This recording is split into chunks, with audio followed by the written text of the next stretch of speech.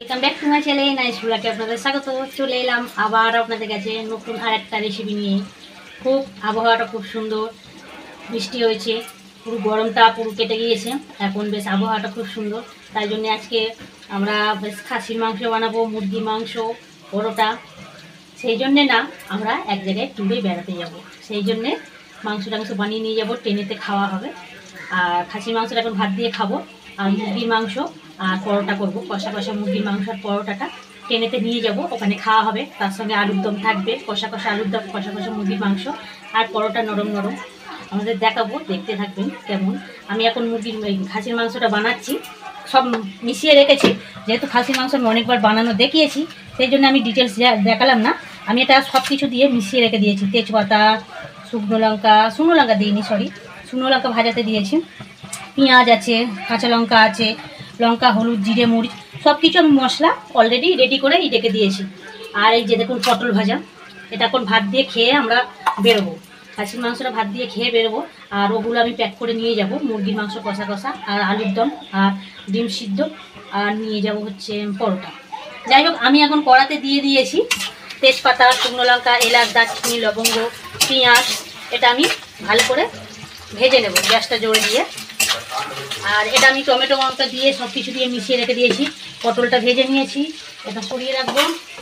রসুনটা আমি দিয়ে দেবো ওর মধ্যে। রসুনটা আমি অলরেডি বেটে আমরা ফ্রিজে রেখে দিই, খারাপ হয় না। আদাটা বাটা হয়নি, শেষ হয়ে গিয়েছে। আদাটা আমি মিক্সিতে পেস্ট করবো। এই যে রসুনটা আমি দিয়ে দিচ্ছি। রসুনটা আমি ভালো করে ভেজে নেব। আর আমি আলুটা ভেজে নিয়েছি। এই যে দেখুন, ভাত আমার রেডি হয়ে গিয়েছে। এই যে ভাতটা আমার ফ্যান ঝাড়া হয়নি। এই যে আলুগুলো আমি ভেজে নিয়েছি। এই যে দেখুন, আলু বড় বড় পিস করে ভেজে নিয়েছি। আর এখানে আমি এটা ভালো করে ভেজে নেব মশলাটা। এই দেখুন, এইটা আমি ম্যারিনেট করে রেখে দিয়েছিলাম। আর পেঁয়াজটা, রসুনটা আমি ভালো করে ভেজে নিয়েছি। এই যে দেখুন, রসুনটা আমার বেশ ভালো লাল লাল করে ভাজা হয়ে গিয়েছে। এবার আমি ওর মধ্যে সবগুলো দিয়ে দেবো। দেখুন, বেশ লাল লাল করে পাতলা পাতলা ঝোল বানাবো গরম ভাতের সঙ্গে। এটা আমি ভালো করে কষিয়ে নেব, ঢাকা দিয়ে রেখে দেবো। মশলাগুলো বেশ গায়ে গায়ে হয়ে যাবে, ঢাকা দিয়ে দেবো আমি। ঢাকা দিয়ে রেখে দিই কিছুক্ষণের জন্য। এই যে থালাটা আছে, এই থালাটা ধুয়ে আমি জলটা দেবো। আমি ভাতের মাঠটাকে ঝাড়িয়ে নিয়েছি। এই যে থালায় আমার মশলা লেগেছিলো, সেই থালাটা ধুয়ে আমি দিয়ে দিলাম মশলা ধোয়া জলটা দিয়ে। আমি এটা ঢাকা দিয়ে রেখে দেবো। তারপর আমি ময়দাটা মেখে নেব, তারপরে বানাবো মুরগির মাংসটা। ময়দাটা বেশ গরম জল দিয়ে, তেল দিয়ে, নুন দিয়ে মাখবো, বেশ সফট হবে। ট্রেনেতে খেতে হবে না, আমরা বেড়াতে যাবো, ট্রেনেতে 2 দিন থাকতে হবে, সেই জন্য এখান দিয়ে বানিয়ে নিয়ে যেতে হবে। ঠিক আছে, স্কিপ করবেন না, দেখতে থাকবেন, এখন অনেক বাকি আছে। এই যে দেখুন, কষা কষা বেশ হয়ে এসছে আমার, হয়ে আসেনি এখনো, কষতে হবে অনেকটাই।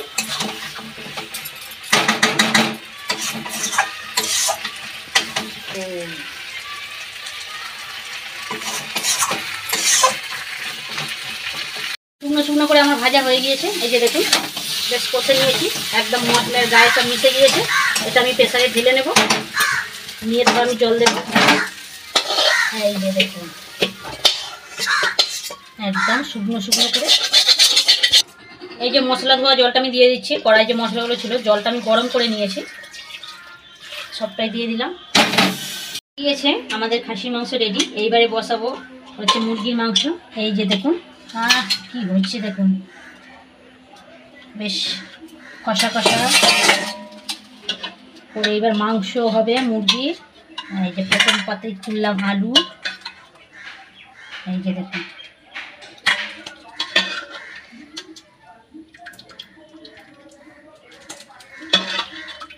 একটু ঝোল ঝোল রেখেছি।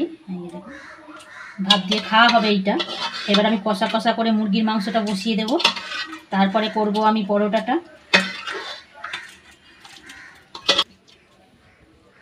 গরম মশলাটা দিয়ে গরম মশলা ছড়িয়ে দিচ্ছি। এই যে দেখুন, রেডি হয়ে গিয়েছে আমার খাসির মাংস, মাটন। দেখুন কত সুন্দর হয়েছে। এই যে ময়দাটা মেখে নেব, ময়দাটা মেখে নিয়ে দেবো। এবারে নুন দিয়ে দিয়েছি, একটু সাদা তেল দিয়ে দেবো। আর এই যে জল আমি কষকষে গরম করেছি, এই দেখো জল কষকষে গরম করেছি। এই জলটা দিয়ে মাখলে ময়দা এই পরোটাটা খুব সুন্দর সফট হবে, নরম হবে। বাবু তেলটা দে তো বাবু, সাদা তেলটা সেই দে, তাড়াতাড়ি দে। যে সাদা তেল আমি দিয়ে দিয়েছি, এটা ভালো করে মিশিয়ে নেব। এবার ঢাকাটা দে। আর কি করছে দেখ না, দেখো এইদিকে খালি মুখে দেখাচ্ছ কেন? এখানে দেখো না, কাজটা করছি। মুখেও সকাল থেকে দেখিয়েছে তো, কাল থেকে নাও হয়েছে। এই যে ময়দাটা আমি ভালো করে, তেলটা ভালো করে মিশিয়ে নেব ময়দার সঙ্গে। আর আমি এই যে জামাটা চেঞ্জ করেছি হচ্ছে না, ফ্যান ফ্যান ঝাড়তে গিয়ে জামাটা ফ্যান পড়ে গিয়েছে, ওই জন্য আমি জামাটা চেঞ্জ করলাম।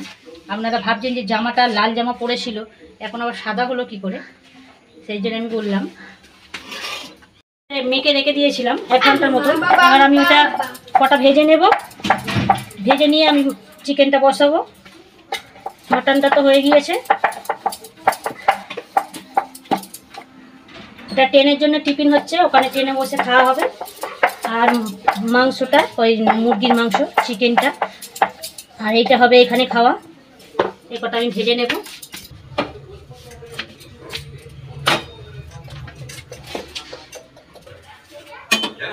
এই যে সব কটা আমি একসঙ্গে দিয়ে আমি আগে সেঁকে নিয়েছি রুটিটা। এবার আমি তেল দেব, দিয়ে একসঙ্গে সব ভাজা হয়ে যাবে।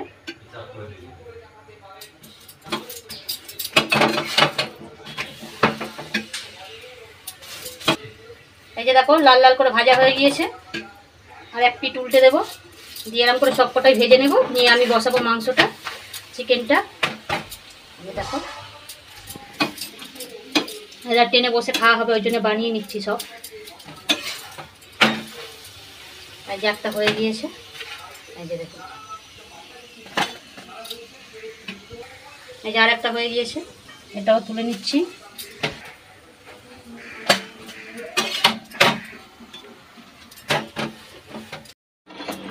এই যে গ্যাস ধরিয়ে দিয়েছি, আমার পরোটা হয়ে গিয়েছে।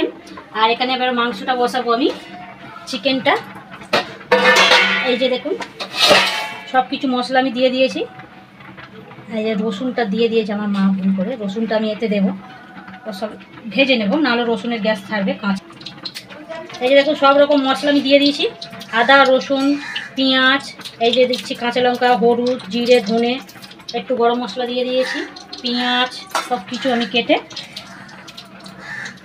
দিয়ে দিয়েছি। পেঁয়াজ আর টমেটোটা দেবো। এই যে লঙ্কা, এই যে একটু তেল দিয়ে দিচ্ছি এর মধ্যে আমি। এই যে তেলের মধ্যে আমি 2টো চিনির দানা দিয়ে দিলাম। এখানে জিরে দিয়ে দিলাম, গোটা জিরে, তেজপাতা, শুকনো লঙ্কা, এই যে গরম মশলা, সবটা আমি দিয়ে দিলাম। এটা একটু লাল লাল করে আমি ভেজে নেব। নিয়ে আমি এই যে রসুনটা দিয়ে দেবো।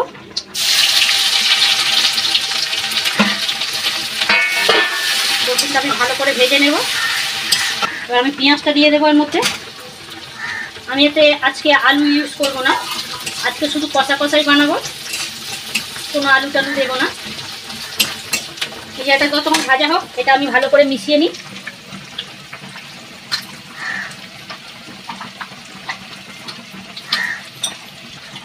এই যে দেখুন আমি ভালো করে ম্যারিনেট করে রেখে দিলাম, মশলাটা এর সঙ্গে ভালো মিশে গিয়েছে, খেতে খুব সুন্দর লাগবে।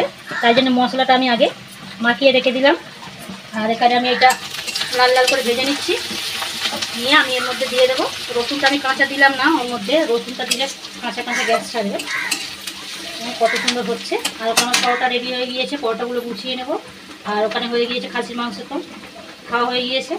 এখন এটা বসানো হচ্ছে। যাই হোক, ওদিকে ভাত ফুটছে, এবার ভাতটা ফ্যানটা ভেজে নেব। এই যে দেখুন আমি লাল লাল করে ভেজে নিয়েছি, সব লাল হয়ে গিয়েছে। এবার মাংসগুলো আমি দিয়ে দেবো এর মধ্যে, চিকেনগুলো। এই যে দেখুন কত সুন্দর ম্যারিনেট করা ছিল।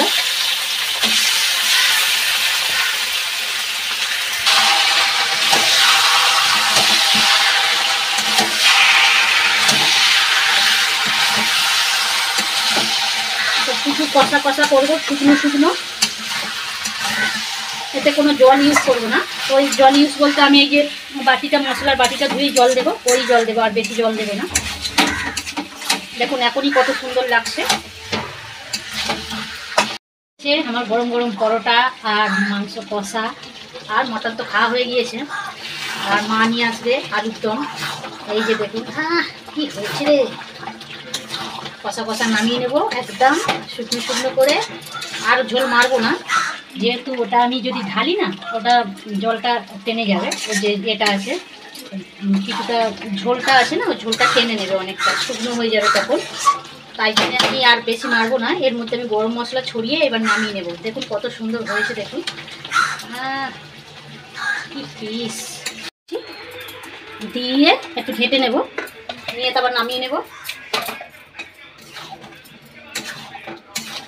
দেখুন এখনই কত শুকনো শুকনো হয়ে গিয়েছে, গায়ের জলটা টেনে নিয়েছে। এবার আমি এটা নামিয়ে নেব একটা পাত্রের মধ্যে।